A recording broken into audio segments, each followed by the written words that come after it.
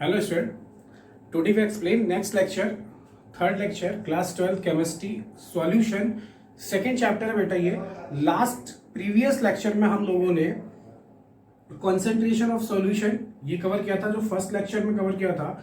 Second lecture में हमने normality and formality ये दोनों टॉपिक कवर अप किए थे। इसके जो रिलेटेड न्यूमेरिकल्स है वो भी कवर किया था। आज जो हमारा टॉपिक है वो है solubility, solubility of solid in liquid and solubility of gas in liquid. यहाँ पे एक इंपॉर्टेंट टॉपिक है जिसे हम बोलते हैं हेनरी लॉ, और उस पे बेस्ड न्यूमेरिकल्स है, वो भी न्यूमेरिकल सॉल्व करके देखेंगे एनसीईआरटी बुक का। ठीक, बुक से जो रिलेटेड क्वेश्चन है एक्सरसाइज से और इनटेक्स्ट क्वेश्चन उसको सॉल्व करके देखेंगे। तो चलिए स्टार्ट करते हैं। सॉल्युबिलिटी आपकी फर्स्ट हेडिंग है बेटा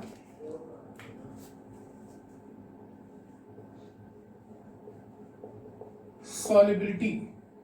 ठीक, सबसे पहले हमें ये समझना होगा सॉल्युबिलिटी कहते किसे हैं। ठीक, the amount of solute, the amount of solute, the amount of solute in gram present in 100 gram of the solvent, present in 100 gram of solvent in a saturated solution, in a saturated solution is known as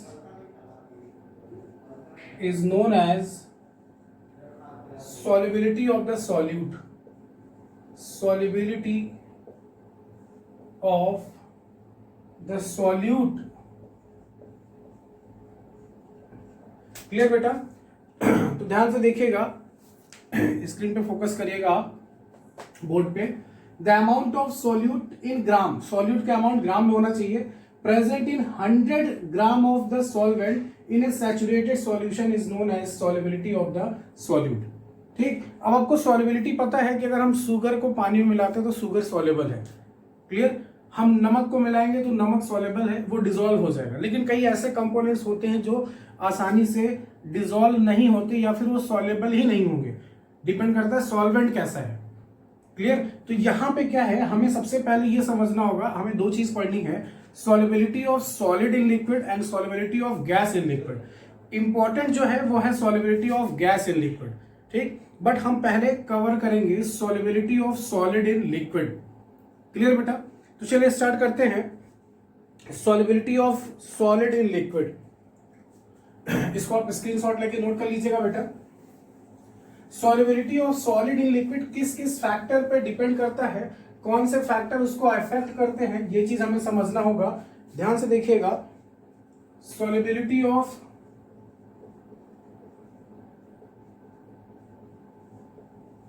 solid in liquid, solubility of solid in liquid. तो ध्यान रखना कौन कौन से factor affect करते हैं इसे। Factor, clear बेटा? कौन कौन से फैक्टर अफेक्ट करते हैं solubility of solute in liquid solvent depends on following factor. कौन कौन से फैक्टर हैं? पहला, nature of solute and solvent, nature of solute and solvent, nature of solute and solvent, इस पे डिपेंड करता है, इस फैक्टर पे भी। अब यहां पे देखो सॉल्यूट की बात आई और सॉल्वेंट की, तो ध्यान रखिएगा आपको दो चीजें मिलेंगी, एक पोलर सॉल्वेंट मिलेगा, एक नॉन पोलर सॉल्वेंट मिलेगा। सॉल्यूट में आपको दो मिलेंगे, एक पोलर एक नॉन पोलर। फॉर एग्जाम्पल की अगर हम बात करें, एग्जाम्पल ले, जैसे मैंने लिया मान लो HCl, तो आपको पता है HCl अगर आप देखोगे तो H और Cl में क्लोरीन ज्यादा इलेक्ट्रोनेगेटिव है, दैट्स वाई इस पे पार्शियली पॉजिटिव नेगेटिव और इस पे आता है पार्शियली पॉजिटिव। लेकिन यहीं पे अगर हम O2 N2 H2 Cl2 ये मॉलिक्यूल्स लेते तो आपको पता है ये नॉन पोलर है। ठीक, ये नॉन पोलर है। अब यहाँ पे तो बात हो रही है कि ये तो सर गैस है, हम सॉलिड की बात करें, सॉलिड की बात कर रहा हूँ। ठीक, बट यहाँ पे क्या हमें ये समझना होगा कि जो सॉल्यूट है उस सॉल्यूट में कोवैलेंट और आयनिक कंपाउंड, आपने पढ़ा है आयनिक कंपाउंड वाटर सॉल्युबल होते हैं, जबकि कोवेलेंट कंपाउंड ऑर्गेनिक सॉल्वेंट में डिसॉल्व हो जाते हैं, उसमें सॉल्युबल होते हैं। क्लियर? तो यहाँ पे एक लाइन हमको लिखना होगा। ठीक, ऐसे आप समझ सकते हो कि पोलर वाला पोलर में डिसॉल्व होता है। जैसे HCl है आपका, ये HCl H2O में डिसॉल्व हो जाएगा, क्योंकि H2O भी कैसा है, पोलर है। H2O भी कैसा है, पार्शियली पॉजिटिव आएगा, यहाँ पार्शियली निगेटिव आएगा, यहाँ पॉजिटिव आएगा, यहाँ निगेटिव आएगा। क्लियर? तो पोलर पोलर में डिसॉल्व होगा, जबकि ये नॉन पोलर है। ठीक ना बेटा? तो यहाँ पे भी इसको आगे चल के हम गैस वाले में डिस्कस करेंगे। यहाँ पे हमें क्या लिखना है, nature of solute and solvent हमारा पहला टॉपिक है, तो इसको हम कवर करते हैं। इसमें आपको लिखना है आयनिक कंपाउंड्स आर, फोकस करिएगा बेटा, आयनिक कंपाउंड्स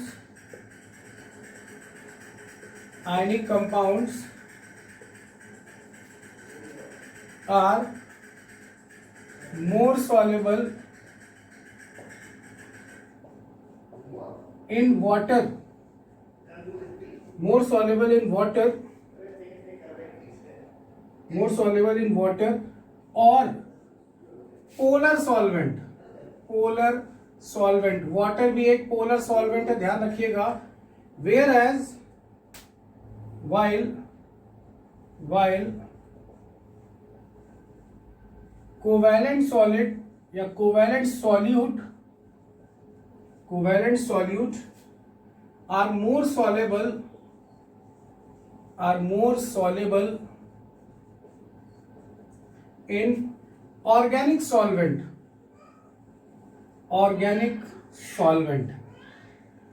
ये आपका ऑर्गेनिक सॉल्वेंट में सॉल्युबल होगा, इनऑर्गेनिक में नहीं।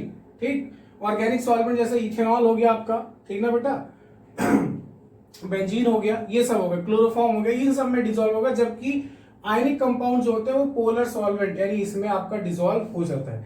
ये पहला फैक्टर है, फर्स्ट फैक्टर है। दूसरे फैक्टर की अगर हम बात करें, आपको ऐसे ही समझ में आ जाएगा। दूसरा फैक्टर होता है टेम्परेचर। अब आपने क्या किया, टेम्परेचर आपका सेकेंड फैक्टर है।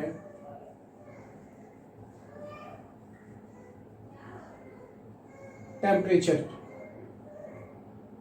ठीक, टेम्परेचर के केस में क्या है, आपने शुगर लिया, वाटर, आपके पास 1 लीटर पानी है, आपने 200 ग्राम शुगर लिया, उसको आपने डाल दिया। आपको पता है जिस कंडीशन में आपने उसको डाला वो रूम टेम्परेचर पे होगा, वो सॉल्युबल होगा, लेकिन टाइम काफी लगेगा। अगर उसी को आप क्या करो, थोड़ी सी हीट प्रोवाइड कर दो, आप बाहर एक्सटर्नल सोर्स से कहीं से हीट प्रोवाइड कर दो, रूम टेम्परेचर से ज्यादा टेम्परेचर करोगे तो बताओ शुगर जल्दी डिसॉल्व होगी या नहीं? बिल्कुल होगी, सिंपल सी बात है। इसका मतलब सॉल्युबिलिटी ऑफ सॉलिड जो है, अगर वो सॉल्युबल है उस कंपोनेंट में, तो टेम्परेचर के डायरेक्टली प्रोपोर्शनल होगा ना। तो टेम्परेचर के डायरेक्टली प्रोपोर्शनल होता है solubility of solid in a liquid. Clear बेटा? तो हम यहां लिख सकते हैं, यहां पे मैं इसको ऊपर वाला इरेज करो बेटा, आप नोट कर लीजिएगा उसको स्क्रीनशॉट लेके।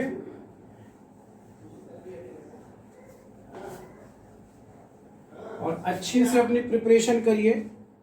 2022 एंड 21 में जो नीट के एग्जाम आई थिंक अगर हो जाएंगे तो आप कम से कम अच्छा स्कोर कर सके उसमें।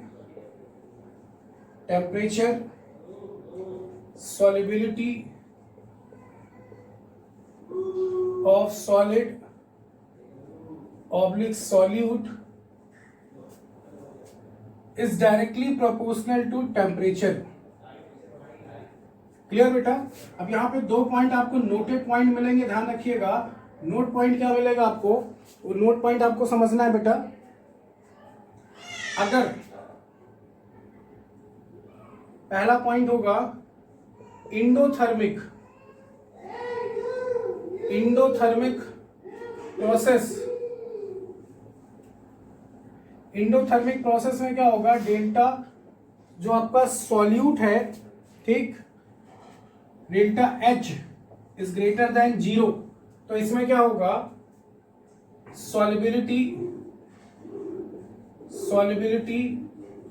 Increases with increased temperature।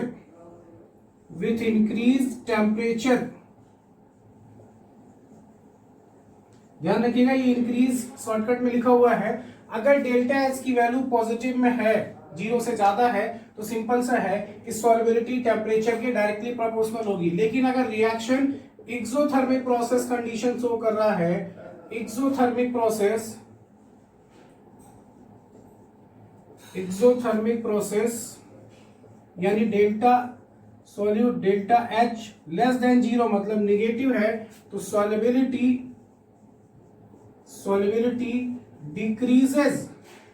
decreases with increasing temperature, clear ना बेटा? तो ये चीज बहुत अच्छे से इसको नोट्स में अपने लिख लीजिएगा। टेम्परेचर इंक्रीज करने पर अगर एक्सोथर्मिक प्रोसेस में तो सॉल्युबिलिटी घट जाती है, क्लियर ना? इसका स्क्रीनशॉट ले लीजिएगा अच्छे से। तो इतना ही हमें जानना था solubility of solid in liquid. अब हमें जो टॉपिक पढ़ना है वो हमारा है solubility of gas in liquid, जो कि बहुत इंपॉर्टेंट है, क्लियर? आप इसको तब तक राइट डाउन करिए।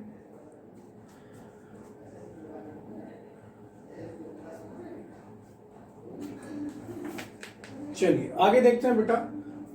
आई होप आपने इसे नोट कर लिया होगा।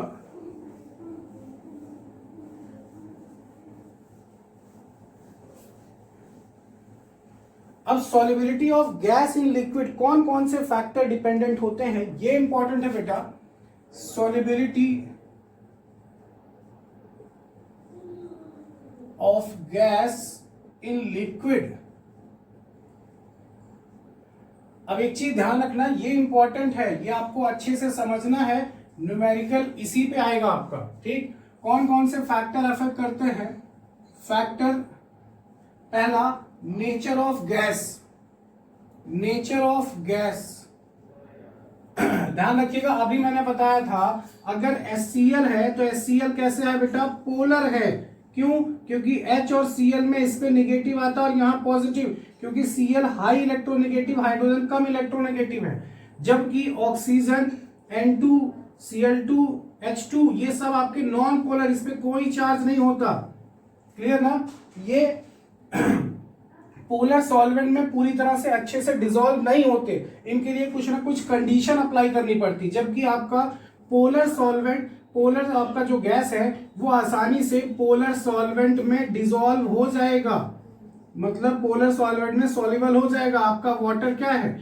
पोलर सॉल्वेंट है, क्लियर? यहां आता है पार्शियली पॉजिटिव, यहां आता है पार्शियली पॉजिटिव, इस पे आता है पार्शियली नेगेटिव, क्लियर? तो पोलर सॉल्वेंट में पोलर जो आपका गैस है वो आसानी से डिसॉल्व हो जाएगा, जबकि ये नॉन पोलर है। तो नेचर ऑफ गैस पे भी डिपेंड करता है कि वो सॉल्युबल होगा या नहीं होगा, क्लियर? अब इसको स्टेटमेंट में लिख लेते हैं। चलिए स्टेटमेंट देखते हैं क्या लिखा हुआ है।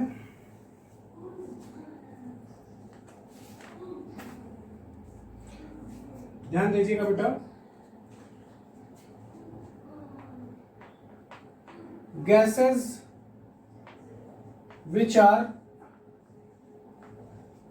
polar, gases which are polar and can be liquefied, आसानी से लिक्विफाई किया जा सके, लिक्विफाइड readily like, कौन सी गैस है जो आसानी से लिक्विफाई हो जाएगी? अमोनिया, SO2, CO2, क्लियर ना? Sorry HCl, ammonia, SO2, HCl, ये गैसेस डिसॉल्व इन वाटर। अब ये पोलर में है तो पोलर सॉल्वेंट में ही डिसॉल्व होंगी, जबकि हम दूसरे पॉइंट की तरफ बढ़े तो आपको पता है CO2 डिसॉल्व इन वाटर। अब इसमें प्रेशर अप्लाई करना पड़ेगा तभी ये डिसॉल्व होगा, अंडर प्रेशर।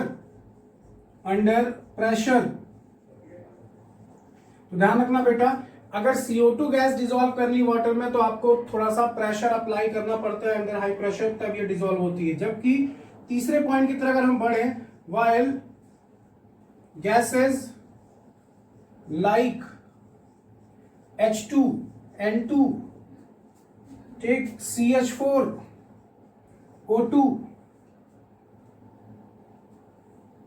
C2H6, आप C2H6 लिख लो, ETC, are not water soluble, ये नॉर्मली जल्दी डिसॉल्व नहीं होंगी बेटा, are not water soluble. Clear ना? तो पहला फैक्टर ये कहता है कि नेचर ऑफ गैस पे भी डिपेंड करता है कि वो सॉल्युबल है या नहीं, वो कैसी किस नेचर की है, पोलर है या फिर नॉन पोलर है। क्लियर ना? तो हमें ये चीज क्लियर समझना होगा कि गैस का नेचर कैसा है, पोलर या फिर नॉन पोलर। ठीक बेटा, इसको आप राइट डाउन करिए। आगे चलते हैं नेक्स्ट टॉपिक की तरफ, नेक्स्ट फैक्टर की तरफ। आपका नेक्स्ट फैक्टर होगा बेटा टेम्परेचर। क्लियर? मैं इसको रिलीज कर रहा हूं, आप स्क्रीनशॉट ले लीजिएगा इसका, और एनर्जी के साथ, पॉजिटिविटी के साथ लेक्चर अटेंड करिए बेटा, बहुत इंपॉर्टेंट लेक्चर है ये। ठीक, चलते हैं नेक्स्ट टॉपिक की तरफ। Temperature.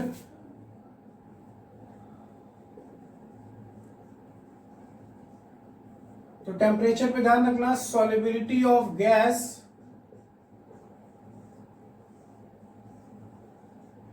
Inversely proportional to temperature. आप खुद सोच के देखो, ये आपने एक कंटेनर लिया, बीकर, इसमें पानी भरा हुआ है, इसमें वाटर फिल कर दिया गया, आपने क्या किया, इसी में गैस को ट्रांसफर किया। अब ऊपर से क्या कर रहे हो, नीचे से आप क्या कर रहे हो, ऊपर से गैस आपने ट्रांसफर किया, नीचे से आपने क्या किया, टेम्परेचर बढ़ा दिया। ये तो पहले ही गैस फॉर्म में है, गैस के मॉलिक्यूल दूर दूर होते हैं आपने टेम्परेचर बढ़ा दिया, तो इसकी काइनेटिक एनर्जी बढ़ेगी कि नहीं बढ़ेगी, और ये बढ़ जाएगी तो गैस ऑटोमेटिक डिसॉल्व होने की बजाय क्या हो जाएगी, निकल जाएगी। और आपने पढ़ा है कि gas change in liquid, condensation, temperature कम कर दिया जाए, ठीक ना। टेम्परेचर को कम करने पर गैस वेपर फेज से किस में आ जाती है, लिक्विड फेज में। इसका मतलब यहां पे हमें क्या करना होगा, टेम्परेचर को कम करना होगा। इसी वजह से आपने देखा होगा, जब हम कोल्ड ड्रिंक हमको पीना होता है, पेप्सी, कोको कोला, जो भी है कोल्ड ड्रिंक आपको अच्छी लगती है, आपने देखा उसको हम फ्रीज में रखते हैं, हम कहते हैं चिल्ड हमको दीजिए एकदम। वो ठंडी हम क्यों पीते हैं, क्योंकि इस कोल्ड ड्रिंक में CO2 गैस भरी होती है और वाटर अमाउंट होता है ज्यादा से ज्यादा। जब आप इसको फ्रीज में रखोगे तो इन दोनों के बीच रिएक्शन होती है और बनता है कार्बोनिक एसिड। तो कोल्ड ड्रिंक में जो एसिड प्रेजेंट होता है वो होता है आपका कार्बोनिक एसिड। क्लियर ना बेटा? तो आप अगर इसे कोल्ड ड्रिंक को फ्रीज में रखेंगे तो ये आपस में रिएक्शन करके इसमें इन्वॉल्व होंगे, ठीक ना, कार्बोनिक एसिड आपको मिलेगा। तो कोल्ड ड्रिंक आप नॉर्मल क्यों नहीं पी सकते, क्योंकि आपको अच्छी नहीं लगेगी, इसमें ये फॉर्म ही नहीं होगा। प्रेशर अप्लाई किया जाता है, CO2 डिसॉल्व होती, लेकिन पूरी तरह से कार्बोनिक एसिड नहीं बन पाता, पूरी तरह से गैस सॉल्युबल नहीं हो पाती। इस वजह से इसको पूरी तरह से सॉल्युबल करने के लिए हमें क्या करना पड़ता है, इसको फ्रीज में रखना पड़ता है। टेम्परेचर कम हो जाएगा तो सॉल्युबिलिटी बढ़ जाएगी, और सॉल्युबिलिटी बढ़ेगी तो कोल्ड ड्रिंक का स्वाद हमको अच्छा लगेगा। क्लियर ना बेटा? तो इतना ध्यान रखना, solubility of gas inversely proportional होती है टेम्परेचर के। टेम्परेचर कम तो सॉल्युबिलिटी ज्यादा, टेम्परेचर ज्यादा तो सॉल्युबिलिटी कम। अब यहाँ पे एक क्वेश्चन एनसीईआरटी में पूछा जाता है आपसे कि बताइए, अगर दो पॉइंट है, एक पॉइंट रूम टेम्परेचर का एटमॉस्फेरिक टेम्परेचर जो है कॉन्टेक्ट में है पॉइंट, उस वहां का temperature near about 40 degree Celsius है, और दूसरा पॉइंट है जहां का टेम्परेचर 15 डिग्री सेल्सियस है। तो बताइए किस पानी में मछलियां अच्छे से सर्वाइव करेंगी। तो आपको पता है 40 डिग्री सेल्सियस पानी गर्म होगा comparison to 15 degree Celsius. Clear? 15 degree Celsius पानी नॉर्मल ठंडा होगा कंपैरिजन टू 40 डिग्री सेल्सियस। तो अब आप सोच के देखिए, अगर 15 डिग्री सेल्सियस टेम्परेचर है तो ऑक्सीजन ज्यादा डिसॉल्व होगी, लेकिन 40 डिग्री सेल्सियस टेम्परेचर ज्यादा है तो ऑक्सीजन कम डिसॉल्व होगी, और जब ऑक्सीजन कम डिसॉल्व होगी तो मछलियां अच्छे से सर्वाइव नहीं कर पाएंगी। तो आपसे क्वेश्चन पूछा जाता है, तो बताइए ठंडे पानी में एनिमल सर्वाइव कर पाएंगे, स्पेशली फिश, या फिर गर्म पानी में? तो स्पेशली वो ठंडे पानी में सर्वाइव कर पाएंगे। क्यों? क्योंकि सॉल्युबिलिटी ऑफ गैस टेम्परेचर के इनवर्सली प्रोपोर्शनल होती है। इसी वजह से हमें एक्वेरियम का पानी रोज बदलना पड़ता है। अगर आप एक्वेरियम रखते हो, उसमें छोटी छोटी मछलियां होती हैं, तो आपको पानी डे बाई डे बदलना होता है, क्योंकि पानी कूल रहे। पानी जैसे जैसे गर्म होता जाएगा मछलियों को प्रॉब्लम होती चली जाएगी। अदरवाइज उसमें ऑक्सीजन का एक अलग सा लगा होता है, इक्विपमेंट लगा रहता है, बबल्स निकलते रहते हैं, लेकिन हमें पानी एक्सचेंज करना पड़ता है। क्लियर? तो एक ये पॉइंट इंपॉर्टेंट है, solubility of gas inversely proportional होती है टेम्परेचर के। क्लियर? चलिए आगे चलते हैं। इसको आप स्क्रीनशॉट ले लीजिएगा बेटा। आगे आपको क्या फैक्टर मिलेगा, थर्ड फैक्टर होगा प्रेशर। थर्ड होगा बेटा प्रेशर। प्रेशर के केस में solubility of gas is directly proportional to pressure. अगर आप प्रेशर अप्लाई कर दोगे तो गैस तेजी से सॉल्युबल हो जाएगी, और इसी प्रेशर के टर्म्स और इसी सॉल्युबिलिटी दोनों के बीच की रिलेशन बता दिया था हेनरी नाम के एक साइंटिस्ट है, उन्होंने इन दोनों के बीच की रिलेशन बताई थी। क्लियर? यहां पे तो क्लियर दिख रहा है कि सॉल्युबिलिटी गैस की डायरेक्टली प्रोपोर्शनल होती है प्रेशर के। इसी को उन्होंने एक्सप्लेन किया था अपने टर्म में, जिसे हमने नाम दिया हेनरी लॉ। तो तीन फैक्टर ध्यान रखिएगा, नेचर ऑफ गैस पे डिपेंड करता है, दूसरा टेम्परेचर पे डिपेंड करता है, और तीसरा है प्रेशर। क्लियर बच्चों? प्रेशर में एक पॉइंट आप सुन लीजिए ऐसे ही, the solubility of gas in a liquid always increases with increasing pressure. किसी भी गैस की सॉल्युबिलिटी, उस सॉल्वेंट में अगर आप टेम्परेचर प्रेशर बढ़ाते हो तो सॉल्युबिलिटी बढ़ जाएगी। क्लियर बेटा? चलिए आते हैं मेन टॉपिक पे, हेनरी लॉ, जो कि सबसे इंपॉर्टेंट है। आप इसको तीनों फैक्टर लिख लीजिएगा बेटा। आपसे क्वेश्चन यहां से नहीं पूछा जाएगा, मेन जो क्वेश्चन आएगा वो हेनरी लॉ पे ही आएगा, ध्यान रखिएगा। Henry law, apostrophe S, Henry law. Henry ने सबसे पहला पॉइंट हमें एक्सप्लेनेशन लिखना होगा, give the relation between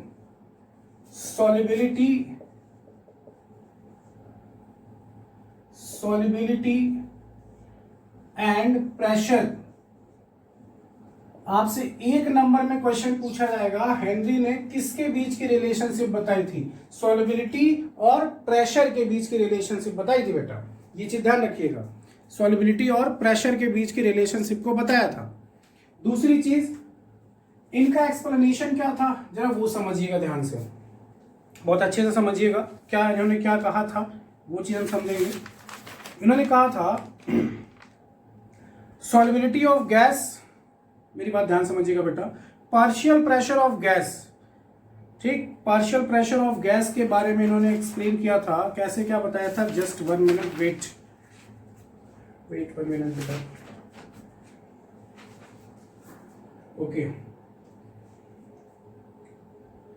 partial pressure of gas, जिसको हम लिखते हैं P से, is directly proportional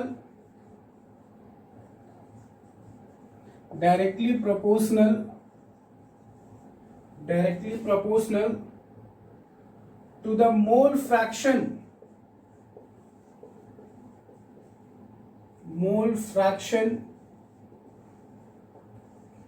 of gas in the solution। Mole fraction of gas in the solution. तो अगर इसको हम एक्सप्रेस करें तो partial pressure of gas directly proportional होता है मोल फ्रैक्शन ऑफ गैस के। क्लियर? अब यहां पे एक चीज उन्होंने बताया, देखिए मेरी बात ध्यान समझिएगा, सॉल्युबिलिटी को इन्होंने मोल फ्रैक्शन के टर्म में यूज किया। मोल फ्रैक्शन, ध्यान रखना, सॉल्युबिलिटी को मोल फ्रैक्शन के टर्म में, अभी हमने पढ़ा था solubility of gas directly proportional होता है प्रेशर के। इन्होंने क्या कहा? Partial pressure of gas is directly proportional to mole fraction of gas in solution. तो इसको आप मोल फ्रैक्शन के टर्म में हम यूज करते हैं, यहां पे इन्होंने यूज किया। चलिए, इसको आप समझ गए होंगे। Partial pressure is directly proportional to mole fraction of gas. जब इस साइन को आप हटाओगे बेटा तो यहां मिलेगा constant KH into mole fraction of gas. जो यहां पे KH आपका, ये आपका बन गया main formula, where KH is Henry constant. ध्यान रखिएगा, इस KH की वैल्यू हर एक गैस के लिए अलग अलग होती है। इस KH की वैल्यू हर एक गैस के लिए अलग अलग होती है। ठीक, इसका मतलब जब भी आपको क्वेश्चन दिया जाएगा सॉल्व करने के लिए रिलेटेड टू हेनरी लॉ, आपको KH की वैल्यू दी जाएगी। अगर आपसे पूछी गई है तो बात ही खत्म है, KH की वैल्यू आपको फाइंड करनी होगी, तो आपको प्रेशर और मोल फ्रैक्शन की वैल्यू कहीं ना कहीं दी होगी। लेकिन अगर आपको इन दोनों में से कोई फाइंड करना है तो आपको KH की वैल्यू श्योर है वहां पे क्वेश्चन में आपको दी जाएगी। क्लियर? अब एक चीज यहां पे इंपॉर्टेंट निकल के आती है, वो क्या चीज है जरा देखिएगा, इसको आप पहले स्क्रीनशॉट ले लीजिएगा बेटा। ठीक, हेनरी लॉ का ये ध्यान रखिएगा किसके बीच के रिलेशनशिप बताया था और कैसे क्या चीज। चलिए आगे चलते हैं। इंपॉर्टेंट पॉइंट्स क्या है, इंपॉर्टेंट पॉइंट्स हमें समझना होगा। देखो हमने फॉर्मूला क्या लिखा था, P is equal to KH into mole fraction of gas, this is Henry law। मान लेते हैं at a constant pressure, constant pressure, अगर प्रेशर कांस्टेंट हो गया जिसकी वैल्यू 1 हो गई तो बताओ then KH is equal to क्या हो जाएगा, KH x इधर आ जाएगा मोल फ्रैक्शन अपॉन में, तो KH इज इक्वल टू हो जाएगा 1 अपॉन मोल फ्रैक्शन, यानी KH मोल फ्रैक्शन की इनवर्सली प्रोपोर्शनल हुआ कि नहीं हुआ। इसका मतलब एक चीज यहां पे और समझ में आ गई कि जिस गैस की KH की वैल्यू जितनी ज्यादा होगी उसकी सॉल्युबिलिटी उतनी कम होगी। समझ में आ रही है ना मेरी बात? मैंने आपको क्या कहा था, मोल फ्रैक्शन को हमने सॉल्युबिलिटी से कंसीडर किया है। तो अगर ये दोनों एक दूसरे के इनवर्सली प्रोपोर्शनल हैं, अगर हमको दो गैस दी जाती है कंपेयर करने के लिए, एक का KH वैल्यू बताएगी, दूसरे की बताएगी, और आपसे पूछी गई बताइए किसकी सॉल्युबिलिटी ज्यादा है, तो ध्यान रखना KH सॉल्युबिलिटी के इनवर्सली प्रोपोर्शनल है। अगर KH की वैल्यू ज्यादा है तो सॉल्युबिलिटी कम, और KH की वैल्यू कम तो सॉल्युबिलिटी ज्यादा। क्लियर? एक रिलेशन तो यहां दिख रहा है। दूसरी रिलेशन और दिख रही बेटा आपको, ये तो पहला हो गया। एंड अभी आपने पढ़ा था टेम्परेचर के इनवर्सली प्रोपोर्शनल होता है mole fraction, sorry solubility of gas temperature के इनवर्सली प्रोपोर्शनल होती है। अभी पढ़ा था, अभी सुना था हमने solubility of gas in liquid में फैक्टर पढ़ा था टेम्परेचर की सॉल्युबिलिटी। अगर हमको कोल्ड ड्रिंक पीनी है तो हम बहुत चिल्ड कोल्ड ड्रिंक पीना पसंद करते हैं क्योंकि उसमें सॉल्युबिलिटी बढ़ जाएगी अगर उसको चिल्ड रहेगी तो अगर टेम्परेचर कम होगा तो गैस आसानी से सॉल्युबल हो जाएगी। ठीक, तो सॉल्युबिलिटी ज्यादा होगी तो टेम्परेचर को कम। यहां देखिए KH इसके इनवर्सली प्रोपोर्शनल, और इसको हम क्या मान के चल रहे हैं, सॉल्युबिलिटी मोल फ्रैक्शन उसी के प्लेस पे कंसीडर किया गया है। यहां भी सॉल्युबिलिटी डायरेक्ट लिख दिया मैंने, मतलब टेम्परेचर सॉल्युबिलिटी का इनवर्सली प्रोपोर्शनल, KH भी सॉल्युबिलिटी का इनवर्सली प्रोपोर्शनल। तो बताओ KH टेम्परेचर के डायरेक्टली प्रोपोर्शनल होगा या नहीं होगा? बिल्कुल होगा। KH टेम्परेचर के डायरेक्टली प्रोपोर्शनल होता है। इसका मतलब सिंपल सा है यहाँ पे कि जिस गैस का टेम्परेचर जितना ज्यादा होगा उसकी KH की वैल्यू भी उतनी ज्यादा होगी। आपके बुक में, NCERT बुक में जहां पे हेनरी लॉ हेडिंग है उसके जस्ट बाद एक फ्लो चार्ट बना है, वहां पर एक साइड टेम्परेचर लिखा है, आप देखिएगा उस कॉलम को, एक साइड टेम्परेचर लिखा है, एक साइड KH की वैल्यू लिखी है और एक साइड गैसेस लिखी है। वहां पे दो गैस को दो बार लिखा गया है, नाइट्रोजन और ऑक्सीजन को। आप दोनों में KH की वैल्यू देखिएगा और दोनों में टेम्परेचर देखिएगा, जैसे ही टेम्परेचर इंक्रीज किया KH की वैल्यू बढ़ जाती है। तो यहां से प्रूफ होता है, आपसे क्वेश्चन पूछा जाएगा बोर्ड एग्जाम में कि बताइए KH की वैल्यू किसके डायरेक्टली और किसके इनवर्सली प्रोपोर्शनल होती है, और इस पे क्वेश्चंस भी पूछे जाते हैं। ठीक ना बेटा? तो KH टेम्परेचर के डायरेक्टली प्रोपोर्शनल हुआ, कैसे? क्योंकि KH इनवर्सली प्रोपोर्शनल होता है सॉल्युबिलिटी ऑफ गैस के, और टेम्परेचर भी इनवर्सली प्रोपोर्शनल होता है सॉल्युबिलिटी ऑफ गैस के। आई होप आपको समझ में आ गया होगा यहां तक किसी को कोई दिक्कत, कोई परेशानी नहीं हुई होगी। क्लियर? आगे चलते हैं बेटा, इसका स्क्रीनशॉट आप ले लीजिएगा। आगे चल के देखते हैं क्या और क्या पॉइंट्स है हमारे लिए। चलिए मैं इसको रफ कर रहा हूं बेटा, इसका स्क्रीनशॉट ले लीजिएगा। जो भी स्टूडेंट्स को देख रहे हैं बेटा प्लीज लाइक एंड सब्सक्राइब जरूर कर दीजिएगा। थोड़ी सी पॉजिटिविटी एनर्जी बढ़ जाती है आपके लाइक और शेयर से। नोटेड पॉइंट यही है बेटा, मैं आपको ऐसे ओरली बोल दे रहा हूं, मैंने अभी लिख दिया आपको ऑलरेडी। पहला पॉइंट है higher the value of KH at given pressure lower its solubility. मैंने आपको बताया था KH सॉल्युबिलिटी के इनवर्सली प्रोपोर्शनल होता है at a constant pressure. Second point लिखा है with increase in temperature solubility decreases. अगर टेम्परेचर बढ़ाया गया तो सॉल्युबिलिटी कम हो जाएगी। यही चीज मैं बार बार कह रहा था, टेम्परेचर कम करेंगे तो सॉल्युबिलिटी बढ़ जाएगी, इसीलिए हम कोल्ड ड्रिंक चिल्ड पीना पसंद करते हैं। क्लियर ना। थर्ड इसका ग्राफ आप प्लॉट करोगे तो सीधा एक ग्राफ बनता है। ग्राफ आपकी बुक में ऑलरेडी दिया हुआ है, उसमें कोई आपको प्रॉब्लम नहीं आएगी। चलिए, इसका एप्लीकेशन पढ़ना होता है बेटा। एप्लीकेशन ऑफ हेनरी लॉ, ये इंपॉर्टेंट है, बहुत अच्छे से समझिएगा। आपकी बुक में एनसीईआरटी में 3 एप्लीकेशन दिए हुए हैं। 3 एप्लीकेशन में क्या है ध्यान से समझिएगा। पहला एप्लीकेशन है कि आप इसे कोल्ड ड्रिंक में यूज करते हो। कोल्ड ड्रिंक में जो CO2 गैस डिसॉल्व की जाती है under high pressure, under high pressure. Clear. तो हम वहां पे प्रेशर इंक्रीज कर देते हैं जिससे सॉल्युबिलिटी मतलब डिसॉल्व हो जाती है CO2 पूरी तरह से, लेकिन 100% नहीं हो पाती, इसलिए हम उसको फ्रीज भी कर देते हैं।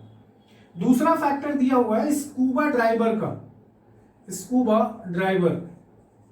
अब ये चीज ध्यान से समझिएगा, मैं इसको केवल एक्सप्लेन कर रहा हूं, आप एनसीईआरटी बुक से लिख लीजिएगा। जैसे एनसीईआरटी में लिखा है डिट्टो पॉइंट लिखिएगा। वहां से बोर्ड एग्जाम में क्वेश्चंस आते हैं रिटन में, 1 नंबर 2 नंबर के, और बहुत अच्छे कॉन्सेप्चुअल क्वेश्चन होते हैं। बाहर से कुछ नहीं पूछेगा, उसी पैराग्राफ में से पूछेगा। होता क्या है, आपने देखा होगा लोग गहरे पानी में फिल्म की शूटिंग करने के लिए जाते हैं, या फिर कुछ लोग एंजॉय करने भी जाते हैं। अंदर उनकी प्रैक्टिस होती है, वो प्रॉपर अपना सूट वगैरह जो उसका आता है, ठीक, जो उसका जो भी सेटअप होता है वो पहन के प्रॉपर जाते हैं। पीछे एक ऑक्सीजन का सिलेंडर होता है, सारी चीजें वो लेके जाते हैं। जब वो नीचे जाते हैं, आपने अभी सुना था, अभी पढ़ा हेनरी लॉ में, किसी भी गैस की सॉल्युबिलिटी प्रेशर के डायरेक्टली प्रोपोर्शनल होती है। और हमको पता है जितना पानी में गहराई में हम जाएंगे एटमॉस्फेरिक प्रेशर ज्यादा हो जाता है। अब एटमॉस्फेरिक प्रेशर अगर ज्यादा होगा तो सॉल्युबिलिटी ज्यादा होगी, मतलब गैस ज्यादा डिसॉल्व होगी वहां पे। तो जब पर्सन वहां ब्रीथिंग करेगा, अगर वो डीप में जाता है गहराई में, तो जब वहां ब्रीथिंग करेगा तो ब्रीथिंग करते टाइम पे क्या होगा बेटा, उसके ब्रीथिंग से नाइट्रोजन गैस ऑक्सीजन के साथ साथ बॉडी के अंदर आ जाएगी। ठीक, आपके एनसीईआरटी में लिखा हुआ है, आप अच्छे से वहां पढ़ लीजिएगा। ब्रीथिंग के साथ साथ ये अंदर आ जाएगी, और जब यही पर्सन वापस आना शुरू होगा सरफेस की तरफ, मतलब पानी से बाहर निकलना चाहेगा, अब सोचो जब ये बाहर आएगा गहराई से ऊपर की तरफ, तो एटमॉस्फेरिक प्रेशर फिर से कम होना शुरू हो जाएगा। और जैसे ही कम होगा तो आपको पता है सॉल्युबिलिटी कम होना शुरू हो जाएगी। ये बाहर निकलना चाहेगी, लेकिन ये ब्लॉक कर जाती है, ये कैपिलरी वॉल में ब्लॉक कर जाती है, और ब्लॉक करने से उस पर्सन में कंडीशन अराइज होती है जिसे हम बोलते हैं बेंड्स। ठीक, इस बेंड्स की वजह से कंडीशन डेंजरस हो सकती है, पर्सन की डेथ भी हो सकती है। इसको ना होने पाए, इसके लिए उसे क्या करना होगा, उस सिलेंडर में डाइल्यूट एयर विथ हीलियम, उसका परसेंटेज दिया हुआ है, ऑक्सीजन चाहिए होगा, कुछ अमाउंट में और भी गैसेस हैं। अगर वो इसको लेके जाता है तो ये प्रॉब्लम उसको फेस नहीं करनी पड़ेगी। क्लियर बेटा। तो स्कूबा ड्राइवर वाली कंडीशन दी गई, आपसे पूछा जाएगा बेंड्स को रिमूव करने के लिए क्या प्रोसेस यूज की जाती है, तो आपको यही आंसर एनसीईआरटी में लिखा है, अच्छे से एक्सप्लेन किया गया, आप वहां से कॉपी कर लीजिएगा। क्लियर। थर्ड आपका है कि जो लोग माउंटेन क्लाइंबिंग करते हैं, जब माउंटेन पे आप चढ़ना शुरू करते हैं, पहाड़ों पे, जैसे अगर आप मनाली से आगे रोहतांग फिर लद्दाख की तरफ आप बढ़िए, तो वहां पे आपको पता है लगभग 10,000 फीट आप ऊपर पहुंच जाते हैं, और वहां पे ऑक्सीजन लेवल कम होता है, वहां का एटमॉस्फेरिक प्रेशर कम होता है। अभी आपने पढ़ा प्रेशर के डायरेक्टली प्रोपोर्शनल होती है। जब एटमॉस्फेरिक प्रेशर कम होगा तो ऑक्सीजन का लेवल भी कम होगा, और जब ऑक्सीजन लेवल कम होगा तो पर्सन को वहां पर प्रॉपर ब्रीथिंग नहीं मिल पाती, जिस वजह से पर्सन अपनी थिंकिंग भी कुछ समय के लिए खो देता है। आपकी बुक में ऐसा लिखा है। और वो किस प्रॉब्लम को फेस करता है, एनॉक्सिया। तो आपसे यहां से भी क्वेश्चन पूछा जाता है किस प्रॉब्लम को फेस करता है, उसके अंदर क्या सिम्टम्स दिखते हैं, ये प्रॉब्लम भी आती है। क्लियर। तो ये इसके एप्लीकेशन है हेनरी लॉ के बेटा। एप्लीकेशन आप जरूर लिख लीजिएगा, आपसे पूछा जाता है। अभी तक जो रिकॉर्ड है वो एक सबसे इंपॉर्टेंट तो स्कूबा ड्राइवर वाला है, दूसरा आपका एनॉक्सिया वाला केस आपसे जरूर पूछा जाता है। क्लियर। अब बात करते हैं इसके न्यूमेरिकल की। ठीक, न्यूमेरिकल पॉइंट ऑफ व्यू से ये टॉपिक बहुत इंपॉर्टेंट है। अभी तक मैक्सिमम चांसेस होते हैं कि न्यूमेरिकल ही पूछे जाते हैं। अदरवाइज 1 नंबर में 2 नंबर में आपसे हेनरी लॉ या उसके एप्लीकेशन पूछ ली जाते हैं। तो चलिए देखते हैं न्यूमेरिकल, 1-2 न्यूमेरिकल करके आप इसको वहां से बेटा बुक से लिख लीजिएगा। चलिए फर्स्ट न्यूमेरिकल की तरफ चलते हैं हम लोग। मैं न्यूमेरिकल लिख रहा हूं, ध्यान से समझिएगा। लिखा हुआ है H2S is a toxic gas. बिल्कुल भाई, इसको हम बोलते हैं रॉटन एग लाइक स्मेल होती है, इसकी ध्यान रखिएगा। सड़े अंडे जैसी गंध आती है। Toxic gas with रॉटन egg like smell. Clear? कह रहा है if its solubility in water is 0.20 small m molar, calculate Henry constant।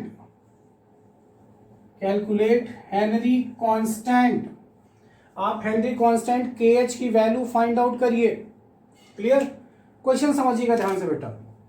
अब देखो मैं क्वेश्चन सॉल्व कर रहा हूं, आपको समझा रहा हूं। ये इनटेक्स्ट क्वेश्चन है एनसीईआरटी का। गिवन में आपको दिया गया है HCl, जो पहली लाइन है उसको छोड़ दिया, उसने कैरेक्टर बताया है। आपको देखो यहाँ मोलैलिटी दी गई है। मोलैलिटी को स्मॉल m से लिखते हैं 0.20। चलिए ठीक।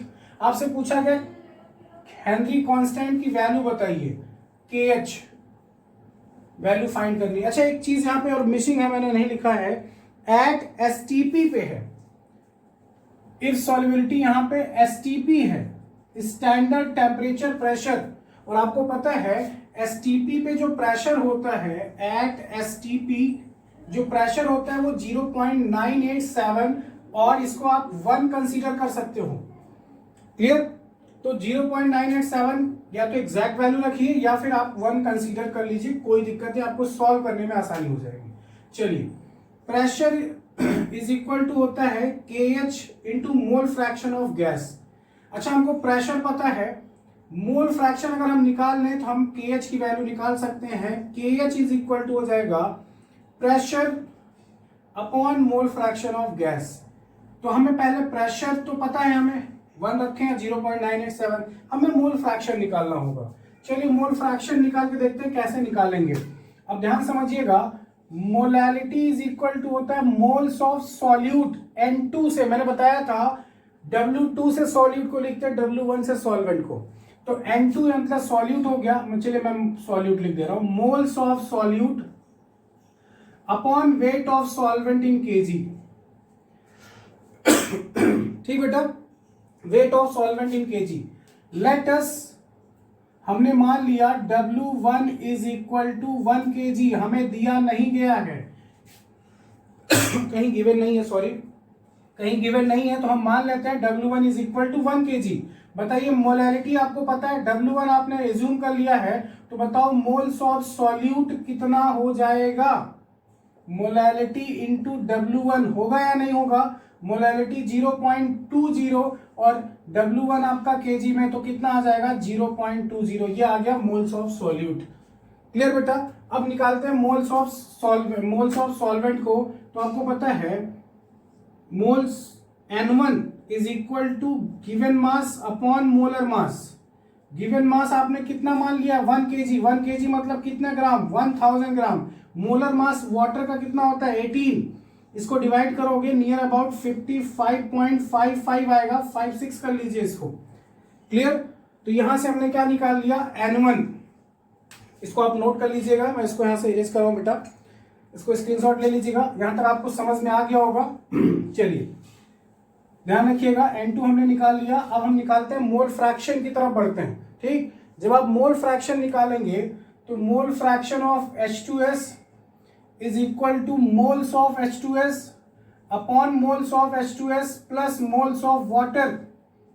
मोल्स ऑफ H2S अभी आपने निकाला था 0.20, moles of H2S 0.20 plus moles of water 50.556, इन दोनों को प्लस करिए, डिवाइड कर दीजिए, तो प्लस करेंगे तो आपकी वैल्यू आ जाएगी 0.2055.57, शायद यही आएगी 75, सॉरी 75।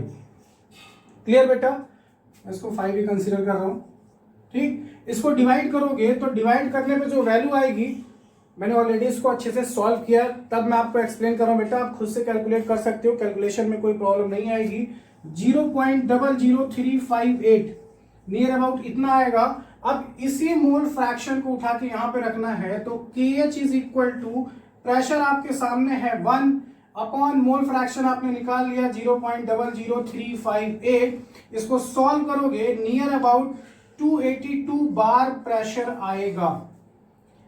क्लियर बेटा, तो ये क्वेश्चन है इंटेक्स का, ध्यान रखिएगा। क्वेश्चन में दिया गया था H2 एक टॉक्सिक गैस है, रॉटन एग लाइक स्मेल होती है, सॉल्युबिलिटी STP पे इतना मोलल है, तो मोलैलिटी दी गई है, तो ध्यान रखिएगा सॉल्वेंट नहीं दिया गया था, हमने एज्यूम कर लिया 1 kg होगा, तो जितनी मोलैलिटी है उतने मोल्स हो जाएंगे। मोल फ्रैक्शन निकालिए एक साइड में और एक साइड से आप KH की वैल्यू फाइंड आउट कर दीजिए, आंसर आपका आ जाएगा।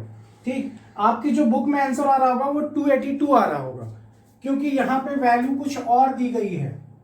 वैल्यू क्या है एनसीईआरटी में 0.195 दिया हुआ है, मैंने 0.2 लिया है, तो यहाँ पे जब इसको सॉल्व करोगे तो आपकी वैल्यू जो आएगी नियर अबाउट 285 आएगी। डोंट वरी, आप कैलकुलेट कर लीजिएगा, इधर थोड़ा सा इधर उधर हो सकता है। एनसीईआरटी में इस वैल्यू को रख के सॉल्व किया गया, तो आप इस पे सॉल्व करके खुद से देखिए, मैंने वैल्यू चेंज कर दी थी बेटा। क्लियर, आप एक बार खुद से ट्राई करिए, इसको समझ के आप इसको पॉज करके खुद से रफ में सॉल्व करिए, फिर फेयर में करिए। आपको क्वेश्चन सॉल्व करने में मजा आएगा कि हाँ कॉन्सेप्ट क्लियर हो चुका है। क्लियर, यहां तक किसी को कोई प्रॉब्लम नहीं ना? चलिए एक क्वेश्चन और सॉल्व करते हैं, एक क्वेश्चन और सॉल्व करके देखते हैं। इसको आप स्क्रीनशॉट ले लीजिएगा बेटा।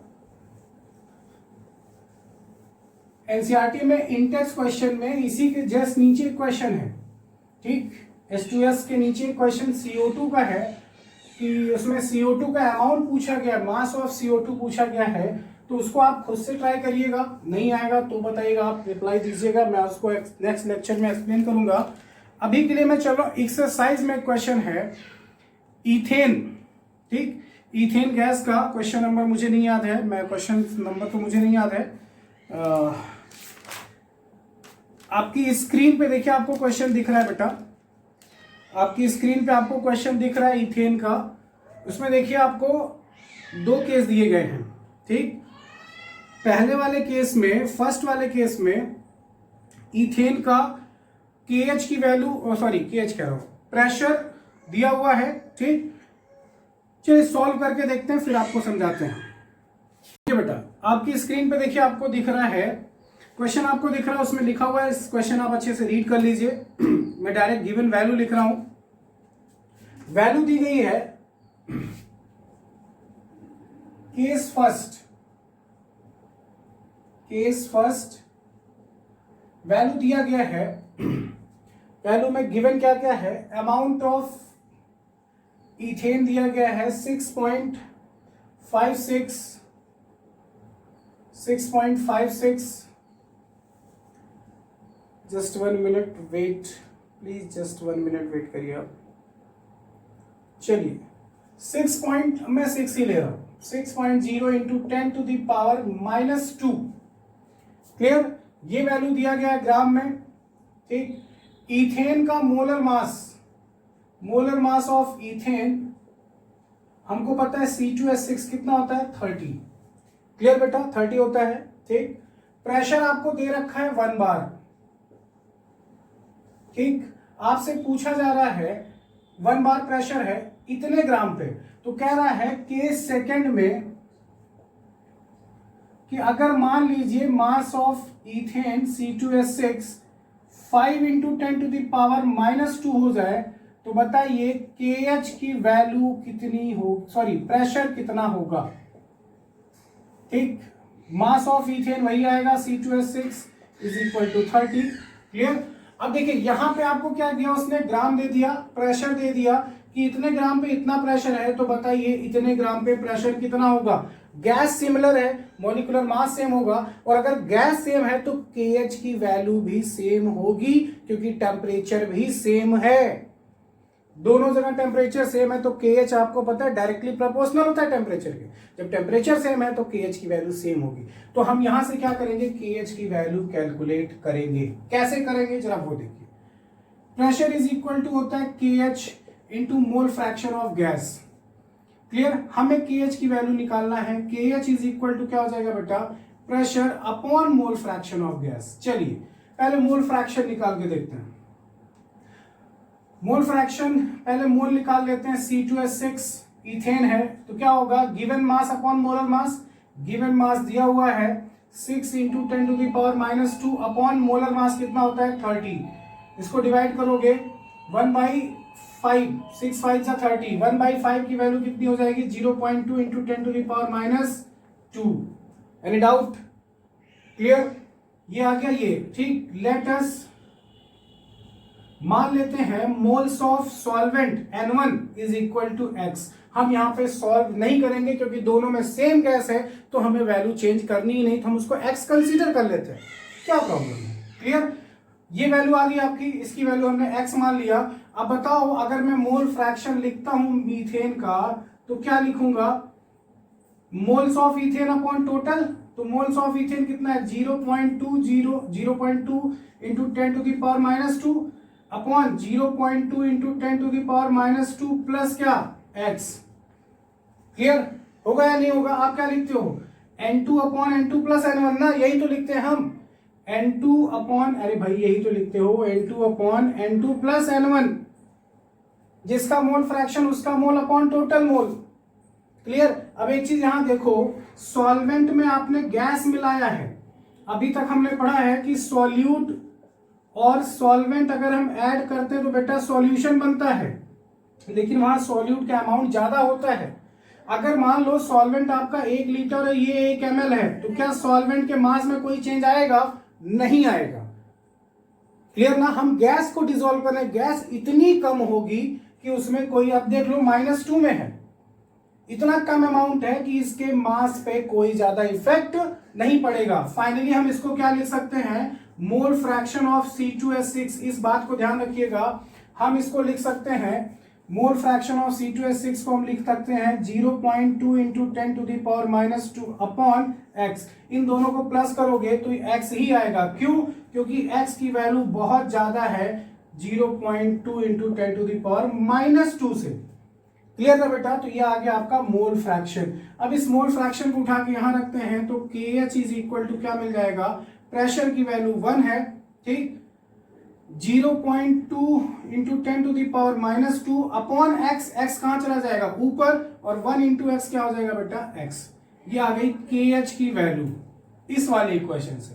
क्लियर, आप इसको एज इट इज साइड में नोट कर लीजिएगा। अब चलते हैं सेकंड केस की तरफ।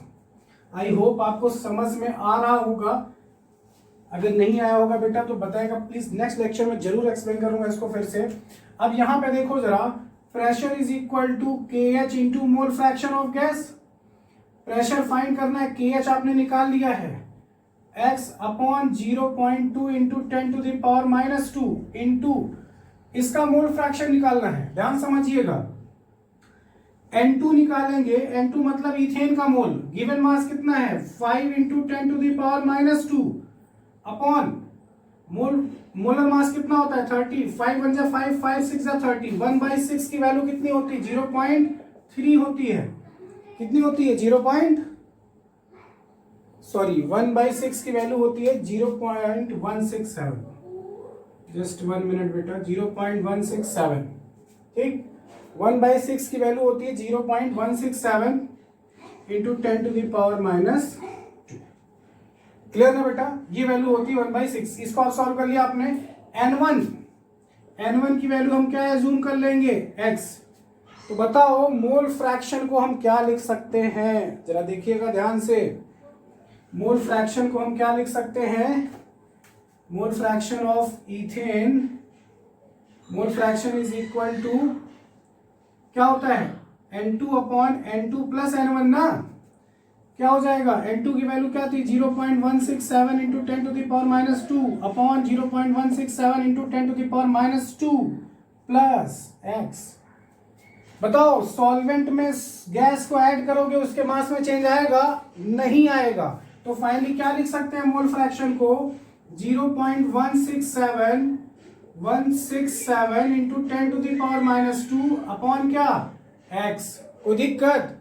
अब इसी वैल्यू को उठा के यहां पे पुट करना है। मेरी बात ध्यान से समझना बेटा, आई होप आपको क्लियर समझ में आ रहा होगा। इसी वैल्यू को उठा के यहां पुट करते हैं मोल फ्रैक्शन के प्लेस पे। जैसे ही करोगे तो ये आएगा 0.167 into 10 to the power minus 2 upon x। x cancel, pressure is equal to 0.167 into 10 to the power minus 2 upon 0.2 into 10 to the power minus 2। अब बताओ ये ऊपर जाएगा +2 -2 जीरो हो जाएंगे। इसको सॉल्व करोगे नियर अबाउट जो आंसर आपका आएगा 0.835 बार। ये हो गया आपका आंसर। आई होप आपको समझ में आ गया होगा। मैंने दोनों ही क्वेश्चन में डिजिट को चेंज कर दिया है। एक बार अच्छे से कॉन्सेप्ट समझ के इस क्वेश्चन को भी करिएगा रफ कॉपी में। उसके बाद आपके जो एनसीईआरटी इंटेक्स में क्वेश्चन दिया हुआ है जहां पे मैंने डिजिट को चेंज कर दिया, वहां डिजिट नहीं चेंज की गई एनसीईआरटी के पॉइंट ऑफ व्यू से, उसको आप खुद से ट्राई करिए। अगर उस क्वेश्चन को आपने सॉल्व कर दिया इसको समझ के, इसका मतलब आपका कॉन्सेप्ट क्लियर है। क्लियर? ये इंटेक्स क्वेश्चन नहीं, एक्सरसाइज का क्वेश्चन है। H2S वाला इंटेक्स क्वेश्चन था, मैंने उसको कर दिया। उसके नीचे एक CO2 वाले क्वेश्चन है, उसको करके देखिएगा, सेम कॉन्सेप्ट अप्लाई होगा, आप इस क्वेश्चन को भी कर ले जाएंगे। क्लियर? तो मिलते हैं नेक्स्ट लेक्चर में।